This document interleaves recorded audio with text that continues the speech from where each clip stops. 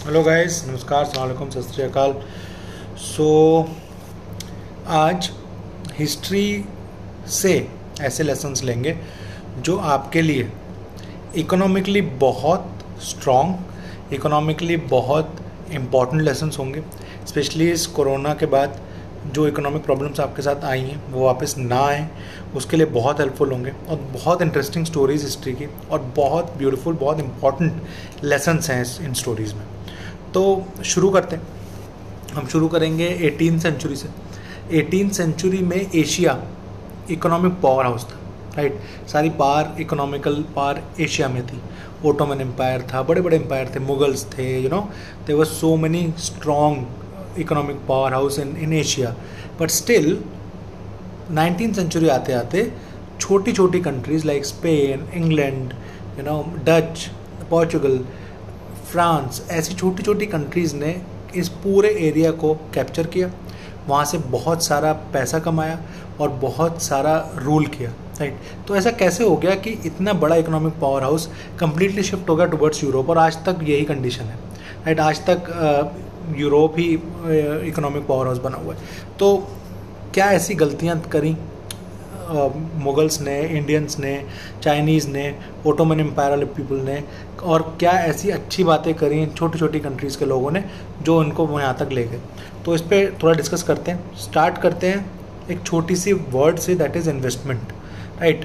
तो कोलंबस के नाम से आप बिल्कुल वाकिफ़ होंगे। तो कोलंबस भी चाहते थे कि उन पे कोई इन्वेस्ट करे उनकी वॉयज पे, उनके टूर एंड ट्रैवल पे, ताकि वो जाएं और एक रास्ता ढूंढ के लाएं। चाहे उस रास्ते से आप वहाँ जाके रूल करें, चाहे उस रास्ते से आप वहाँ जाके बिजनेस करें। इसके लिए वो पोर्चुगल किंग के पास गए, राइट, जिन्होंने रिफ्यूज़ कर दिया अगले, कि भाई हम तो आपके शिप पे पैसा नहीं लगाएंगे क्योंकि बहुत पैसा लगता है शिप में, राइट। वो इटली के पास गए, वो फ्रांस के पास गए, वो इंग्लैंड के पास भी गए, और उस टाइम तक कोई भी कंट्री राज़ी नहीं थी। माइंड यू, इंग्लैंड सबसे पहले पावर हाउस नहीं बना था। सबसे पहले पावर हाउस जो बना था वो कंट्री था स्पेन।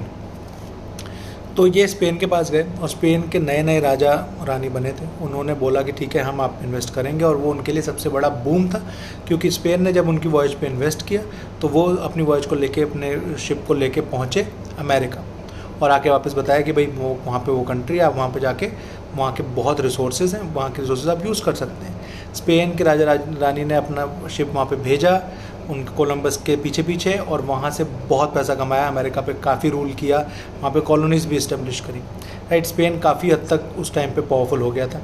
अब ऐसी गलती, ऐसी सही चीज़ इंडिया के रूलर्स नहीं कर रहे थे। मान लिया कि वो ये चाहते थे कि हम तो एक्सपेंड नहीं करना चाहते, हम तो किसी और पे रूल नहीं करना चाहते, all of that, but business हो सकता था। हमेशा कोशिश हो सकती थी कि एक इन्वेस्टमेंट करी जा सके कि ओके, इसके थ्रू हम चलेंगे। अब ये चीज़ स्पेन ने करी। स्पेन के बाद औरों का भी दिमाग खुला, फ्रांस का दिमाग खुला, इंग्लैंड का दिमाग खुला। उन्होंने और बेटर वे से करी। कैसे बेटर वे से करी? इंग्लैंड ने भी अपने शिप्स भेजे, और जब शिप्स भेजे तो कई शिप डूब गए, कई शिप्स डूब गए। बीच में प्रॉब्लम हुई, रियली सॉरी। ओके, कई शिप्स डूब गए, कई शिप्स को पायरेट्स ने ले लिया, कई शिप्स, और इंग्लैंड उस टाइम पे इतना ज़्यादा पावरफुल, इतना ज़्यादा अमीर नहीं था। तो उन्होंने सोचा विक्टोरिया का बहुत पैसा लग रहा है, ऐसा करते हैं कि एक नया तरीका अपनाते हैं। ये तरीका अपनाते हैं कि हम लोगों से टैक्सेस लेने के बजाय, उन कैपिटलिस्ट लोगों से कहते हैं कि भाई टैक्सेस तो हम कम लेंगे, आप ऐसा कीजिए, आप इन्वेस्ट कीजिए हमारे शिप्स में। हमारे शिप्स जाएंगे, वहाँ से बिज़नेस करके लाएंगे, आप 2% इन्वेस्ट करेंगे, हम आपको 10% तक प्रॉफिट देंगे। इससे कैपिटलिस्ट का दिमाग खुला। लंदन स्टॉक एक्सचेंज और यहाँ के जो लोग थे उन्होंने सोचा यार बड़ा सही मौका है, एक भी शिप अगर सही जगह पहुँच गया तो हम करोड़पति हो जाएंगे। नहीं पहुंचा तो अलग बात है, पर पैसा भी तो 2% ही लगाना है। उनका 2% इतना इंपॉर्टेंट था क्योंकि 2% करके इतना पैसा आ गया कि थोड़ा सा विक्टोरिया ने डाला और ज़्यादा पैसा डाला इन कैपिटलिस्ट लोगों ने, तो बड़ा शिप बना। बड़ा शिप बना तो उसको पायरेट भी नहीं ले सकते। बड़ा शिप के साथ साथ बड़े सेलर्स, एक्सपर्टीज सेलर्स, ठीक है, बड़े अमाउंट में सेलर्स थे, तो उससे उन पे के कैप्चर होना, उनका डूबना, उनका सर्वाइव करने की कंडीशन ज़्यादा बेटर हो गई, राइट। तो ये दिमाग लगाया इंग्लैंड ने, इसलिए इंग्लैंड बाद में स्पेन को भी ओवर पावर कर गया, क्योंकि वो इंग्लैंड, और आपको यहीं से हम शुरू होती है हमारी इंडिया की कहानी। लोगों को एक गलत फहमी है कि इंग्लैंड ने इंडिया पर राज किया। इंग्लैंड ने इंडिया पर राज नहीं किया, पहले इंग्लैंड से पहले इंडिया पर राज किया ईस्ट इंडिया कंपनी ने। ये कंपनी ने भी सेम तरीका अपनाया, उन्होंने पैसे लिए काफ़ी लोगों से और उन्होंने जाके यहाँ पे एज ए बिजनेसमैन आए थे। राइट। एज ए बिजनेसमैन आए थे, पर उन्होंने देखा ये लोग इतने अपोज नहीं कर रहे हैं और हम इन पे राज कर सकते हैं, तो ऑलमोस्ट 1 सेंचुरी तक इंडिया पर उन्होंने राज किया। राइट, 1 सेंचुरी तक उन्होंने इंडिया पर राज किया और उसके बाद 1858 में जाके ब्रिटिश मोनार्की को दिया कि भाई चलिए क्वीन अब आप राज कर लीजिए यहाँ पे। राइट, तो इतने दिनों तक इंग्लैंड ने राज किया, तो स्पेन से बेटर हो गया इंग्लैंड।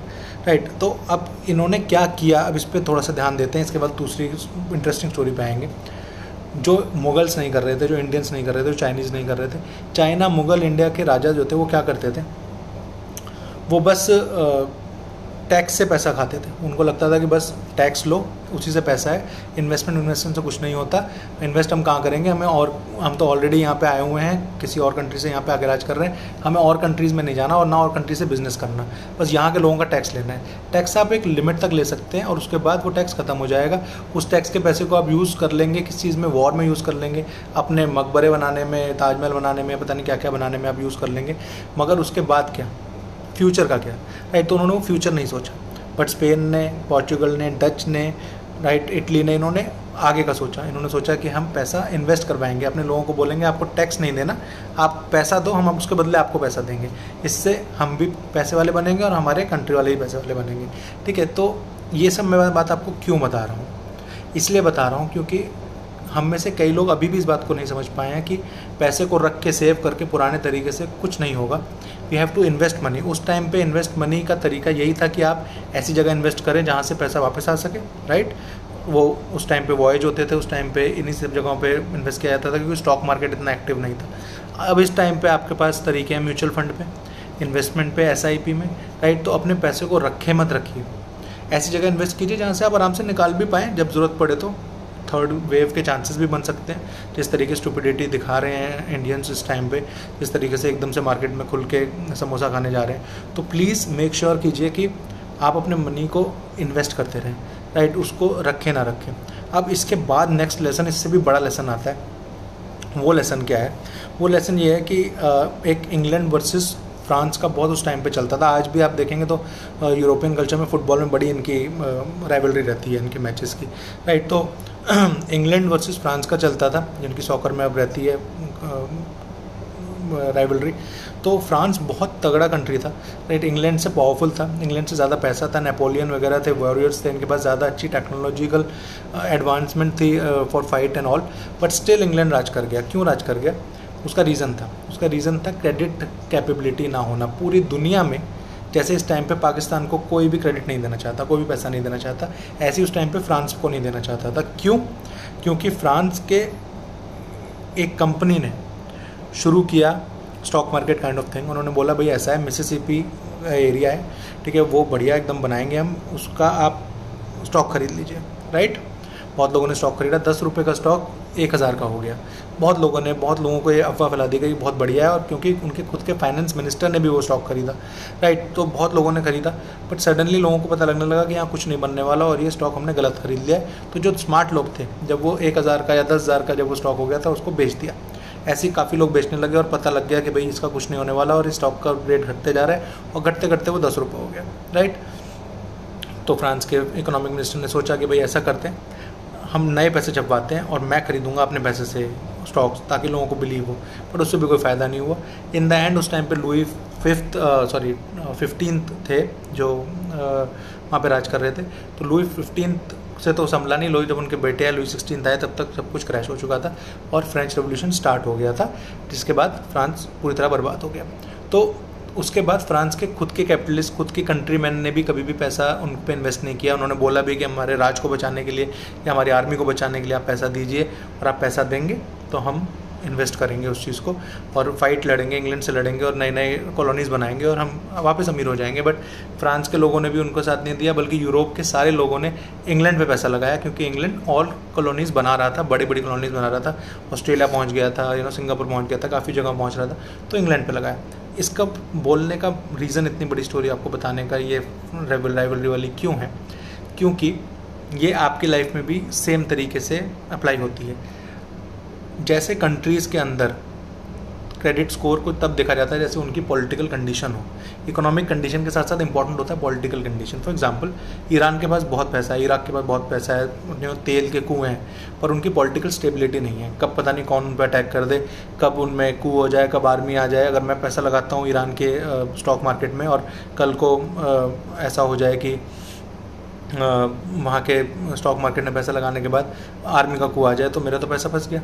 या पाकिस्तान पे पैसा लगाता हूँ, पाकिस्तान खुद ही भिखारी कंट्री है, आगे मैं क्या करूँगा, राइट। तो इसलिए पॉलिटिकल स्टेबिलिटी होना बहुत ज़रूरी है। इंडिया की पॉलिटिकल स्टेबिलिटी है, यूएस की पॉलिटिकल स्टेबिलिटी है, ब्राज़ील की पॉलिटिकल स्टेबिलिटी है, कई कंट्रीज हैं जिनकी पॉलिटिकल स्टेबिलिटी है, इकोनॉमिक ग्रो हो रही है। इनफैक्ट बांग्लादेश में भी पॉलिटिकल स्टेबिलिटी है, तो वहाँ पे आप इन्वेस्ट कर सकते हैं, ठीक है। सिमिलरली फ्रांस में नहीं थी उस टाइम पे, इंग्लैंड में थी।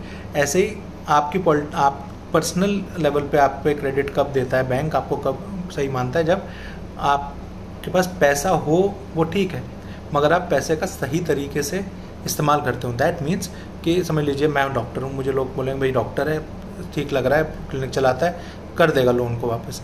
मगर अगर मैंने पहले जो लोन ले रखे हैं उनमें बहुत टाइम लगाया है, या मैंने लेट किया, या मैंने छोटी छोटी इंस्टॉलमेंट्स अगर ली हैं, पहले तो ये ध्यान रखिए कि आप जो भी चीज़ खरीदेंगे उसको लाइबिलिटी मत बनने दीजिए। मैं देख रहा हूँ कई लोग कार्स खरीद लेते हैं जस्ट टू शो ऑफ, तो उनको जाना भी कहीं नहीं है, फिर उसकी सर्विस कराते रहो, उसको ठीक कराते रहो, राइट। या ऐसे कई फ़ोन खरीद लेते हैं जिनकी इतने महंगे की ज़रूरत नहीं है, राइट। तो आप ऐसी लाइबिलिटीज़ को मत खरीदिए, आप ऐसी चीज़ों को खरीदिए जैसे मुझे क्लिनिक में एसी की बहुत सख्त ज़रूरत है तो मैं एसी खरीदूंगा, क्योंकि उससे मैं कंफर्टेबल रहूँगा, मेरा पेशेंट कंफर्टेबल रहेगा, पेशेंट कंफर्टेबल रहेगा तो वो आराम से मुझे पे करेगा, राइट। तो ऐसी चीज़ें खरीदिए जो आपको ग्रो कराएं, राइट, आपके क्लिनिक में हो, चाहे बिजनेस में हो, चाहे किसी भी तरीके से ग्रो कराएं।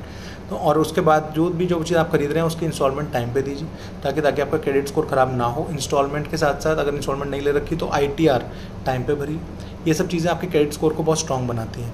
आपका क्रेडिट स्कोर स्ट्रॉन्ग रहेगा, इंग्लैंड की तरह, इंडिया की तरह, ऑस्ट्रेलिया की तरह, US की तरह, तो आपको बैंक किसी भी टाइम हेल्प करने के लिए और बिजनेस भी मैन भी आप पे इन्वेस्ट करने के लिए रेडी रहेंगे।